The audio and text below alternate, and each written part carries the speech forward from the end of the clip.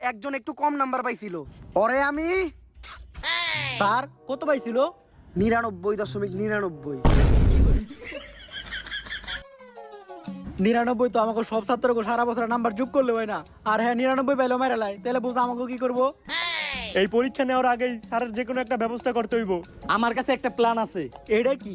দোরা সাপের বিষ জেনে খাই অনেক কেত, কিন্তু এটা স্যারে খাওয়াবো কেমনে? পানির লগে মিশিয়ে।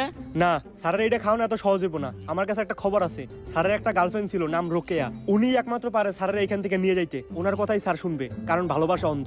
ভালোবাসা যে অন্ধ এটা তোর গার্লফ্রেন্ড না দেখলে বোঝা যায়। প্রশ্ন বানানো শেষ, এখন তোমাদের পরীক্ষা শুরু হইব। স্যার প্রশ্ন বানাইতে গিয়ে তো আপনি অনেক ক্লান্ত হয়ে গেছেন, নেন পানিটা খান। ক্লান্ত হইলে তো আমি পানি খাই না, তাহলে কি খান স্যার? খাই ছাত্রকে রক্ত। Plan B. Hello Rukiya madam, আপনার একটু আইতেব ম্যাডাম।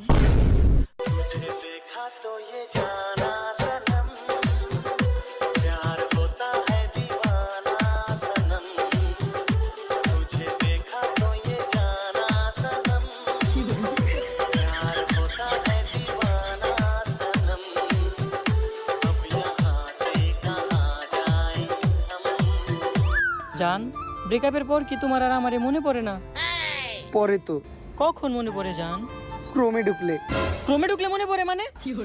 আরে ওই যে আগে আমরা ক্রোমে অনলাইনে ক্লাস করতাম না, তাই ক্রোমে ঢুকলেই তোমার কথা মনে পড়ে। ও আচ্ছা আচ্ছা, যখন আমার কথা মনে পড়ে তখন তুমি কি করো জান?